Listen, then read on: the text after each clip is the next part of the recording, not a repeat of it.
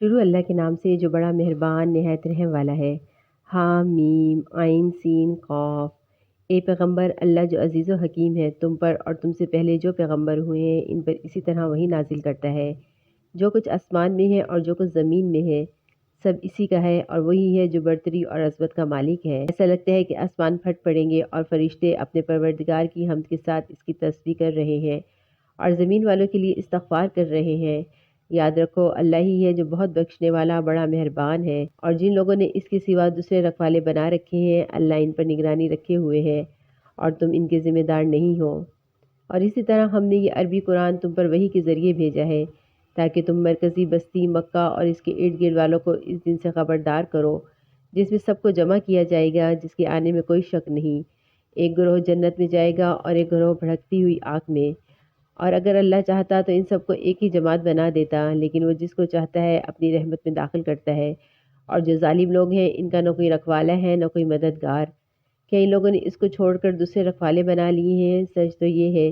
کہ رکھوالا اللہ ہی ہے، اور وہی مردوں کو زندہ کرتا ہے اور وہی ہر چیز پر قادر ہے۔ اور تم جس بات پر بھی اختلاف کرتے ہو اس کا فیصلہ اللہ ہی کے سپرد ہے۔ لوگوں، وہی اللہ ہے جو میرا پروردگار ہے، اسی پر میں نے بھروسہ کیا ہے اور اسی سے میں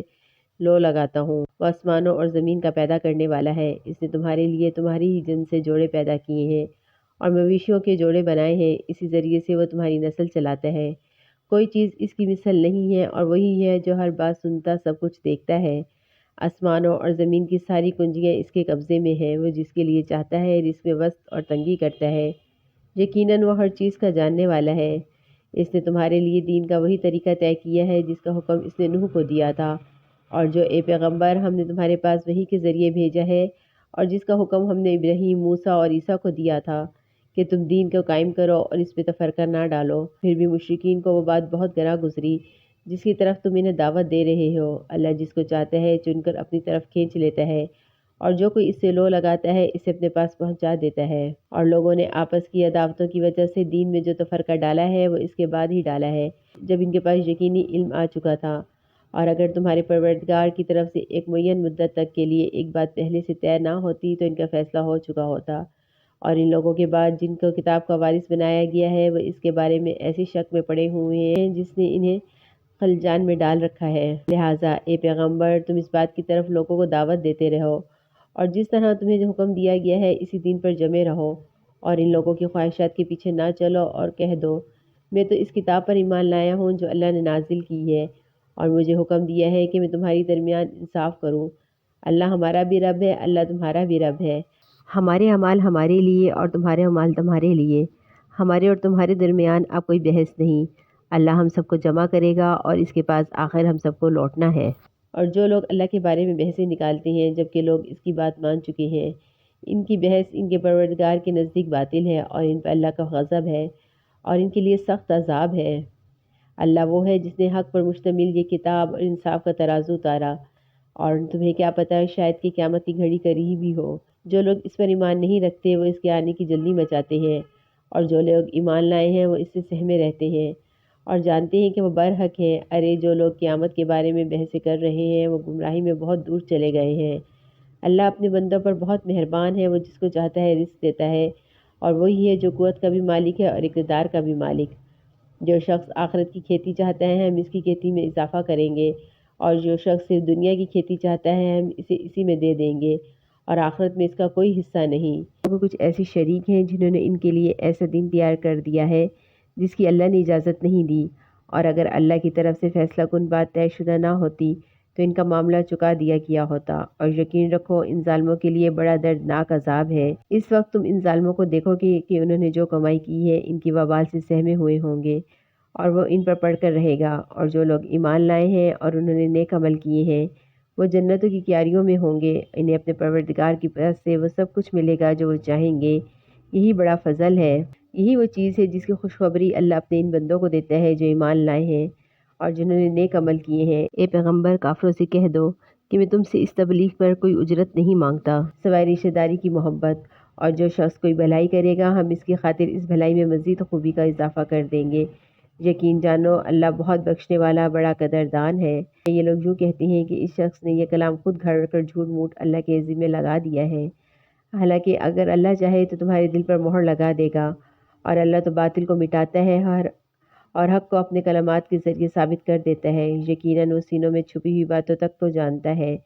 اور وہی ہے جو اپنے بندوں کی توبہ قبول کرتا ہے اور گناہوں کو معاف کرتا ہے، اور جو کچھ تم کرتے ہو اس کا پورا علم رکھتا ہے۔ اور جو لوگ ایمان لائے ہیں اور جنہوں نے نیک عمل کیے ہیں، وہ ان کی دعا سنتا ہے اور انہیں اپنے فضل سے اور زیادہ دیتا ہے، اور کافروں کے لیے سخت عذاب ہے۔ اگر اللہ اپنے بندوں کے لیے رزق کو کھلے طور پر پھیلا دیتا تو وہ زمین میں سرکشی کرنے لگتے، مگر وہ ایک خاص انداز سے جتنا چاہتا ہے رزق اتارتا ہے۔ یقیناً وہ اپنے بندوں سے پوری طرح باخبر ہے، اس پر نظر رکھنے والا ہے۔ اور وہی ہے جو لوگوں کے لیے نا امید ہونے کے بعد بارش برساتا ہے اور اپنی رحمت پھیلاتا ہے، اور وہی ہے جو سب کا قابل تعریف رکھوالا ہے۔ اور اس کی نشانیوں میں سے آسمان اور زمین کی پیدائش اور وہ جاندار جو اس نے دونوں میں پھیلا رکھی ہیں، اور وہ جب چاہے ان کو جمع کرنے پر پوری طرح قدرت رکھتا ہے۔ اور تمہیں جو کوئی تکلیف پہنچتی ہے وہ تمہارے اپنے ہاتھوں کے کیے ہوئے کاموں کی وجہ سے پہنچتی ہے، اور بہت سے کاموں سے تو وہ درگزر ہی کرتا ہے، اور تمہاری مجال نہیں ہے کہ زمین میں اللہ کو عاجز کر سکو، اور اللہ کے سوا تمہارا نہ کوئی رکھوالا ہے نہ کوئی مددگار۔ اور اس کی نشانیوں میں سے ہے سمندر میں یہ پہاڑوں جیسے جہاز، اگر وہ چاہے تو ہوا کو ٹھہرا دے جس سے یہ سمندر کی پشت پر کھڑے کے کھڑے رہ جائیں۔ یقیناً اس میں ہر اس شخص کے لیے بڑی نشانیاں ہیں جو صبر کا خوگر ہو، شکر کبھی، یا اگر اللہ چاہے تو ان جہازوں کو لوگوں کے بعض اعمال کی وجہ سے تباہی کر دے اور بہت سے درگزر کر جائے۔ جو لوگ ہماری آیتوں میں جھگڑا ڈالتے ہیں انہیں پتہ چل جائے کہ ان کے لیے کوئی بچاؤ کی جگہ نہیں۔ غرض تمہیں جو کوئی چیز دی گئی ہے وہ دنیاوی زندگی کی پونجی ہے، اور جو کچھ اللہ کے پاس ہے وہ ان لوگوں کے لیے کہیں بہتر اور پائیدار ہے جو ایمان لائے اور اپنے پروردگار پر بھروسہ کرتے ہیں، اور جو بڑے بڑے گناہوں اور بے حیائی کے کاموں سے پرہیز کرتے ہیں، اور جب ان کو غصہ آتا ہے تو وہ درگزر سے کام لیتے ہیں، اور جنہوں نے اپنے پروردگار کی بات مانی اور نماز قائم کی اور ان کے معاملات آپس کے مشورے سے طے ہوتے ہیں، اور ہم نے انہیں جو رزق دیا ہے ان میں سے وہ نیکی کے کاموں میں خرچ کرتے ہیں، اور جب ان پر کوئی زیادتی ہوتی ہے تو وہ اپنی دفع کرتے ہیں، اور کسی برائی کا بدلہ اسی جیسی برائی ہے۔ پھر بھی جو کوئی معاف کر دے اور اصلاح سے کام لے تو اس کا ثواب اللہ نے ذمہ لیا ہے، یقیناً وہ ظالموں کو پسند نہیں کرتا۔ اور جو شخص اپنے اوپر ظلم ہونے کے بعد برابر کا بدلہ لے تو ایسے لوگوں پر کوئی الزام نہیں، الزام تو ان پر ہے جو لوگوں پر ظلم کرتے ہیں اور زمین میں ناحق زیادتی کرتے ہیں، ایسے لوگوں کے لیے دردناک عذاب ہے۔ اور یہ حقیقت ہے کہ جو کوئی صبر سے کام لے اور درگزر کر جائے تو یہ بڑی ہمت کی بات ہے، اور جسے اللہ گمراہ کر دے تو اس کے بعد کوئی نہیں جو اس کے مددگار بنے۔ اور جب ظالموں کو عذاب نظر آ جائے تو تم انہیں یہ کہتا ہوا دیکھو گے،